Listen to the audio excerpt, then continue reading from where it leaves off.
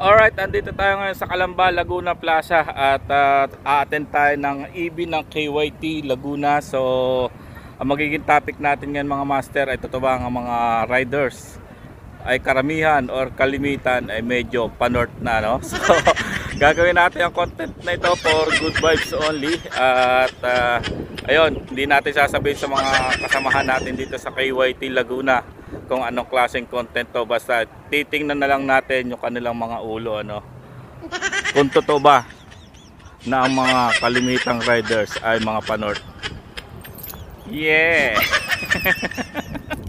So ayan, may ikalawa na dumating dito si Master, oh.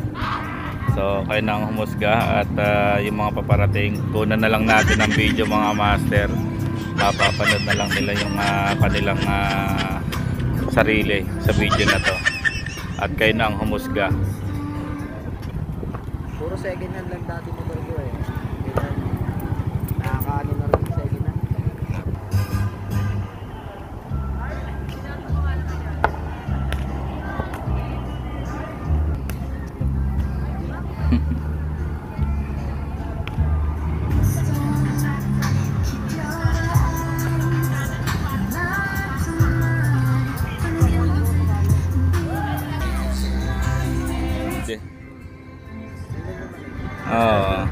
First time mo lang din. First time ko din po eh.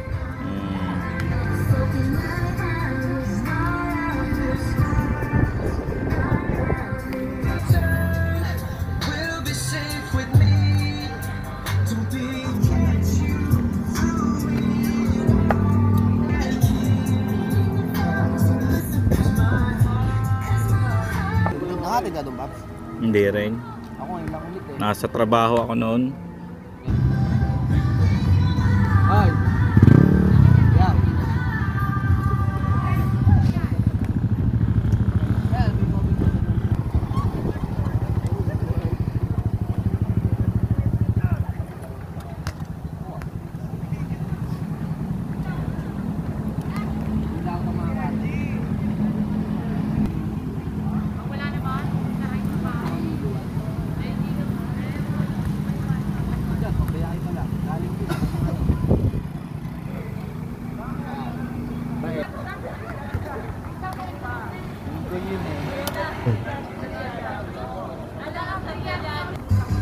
Tapos makaway mo na kayo? Oo.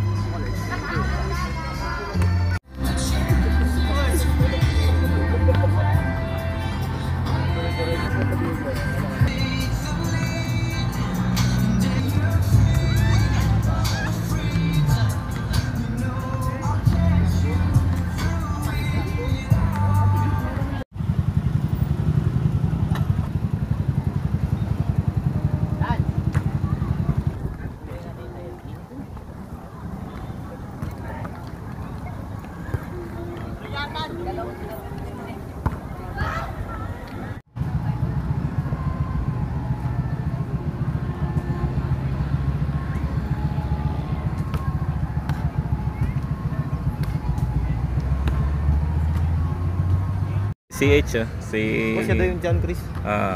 Sabi na lang tayo.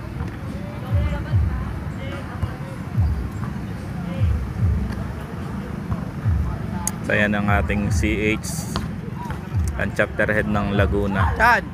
Lagot ka! Check ko na lang mamaya kung nalagyan. Yes.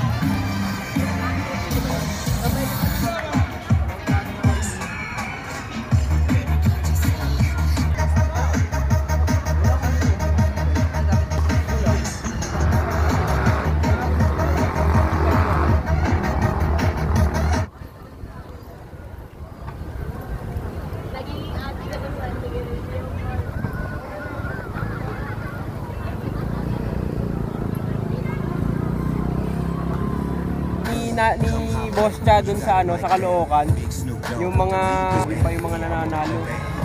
Kawawa naman tayo talaga na konsulta. Yung sa nga sa may Kalambintang bike. Ang halos mga ng Rizal kasi nandun din ako, mga event. Nakakuha dun sa event. Nakakuha ng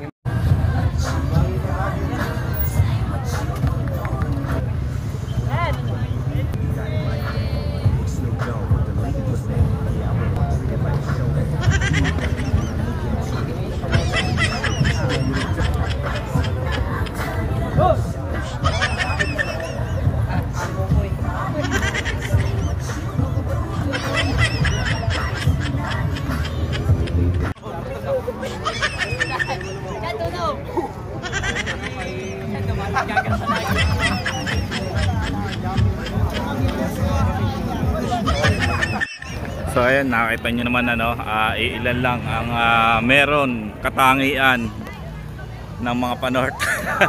Yun ay yung mga medyo may edad na, no. So yung mga kabataan ngayon ay medyo bata-bata pa, ay hindi pa ganoon. So andito kami ngayon sa harap ng estatwa ni Rizal at magpi-picture daw muna.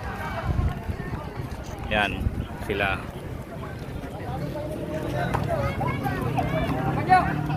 Ito pala, kailangan.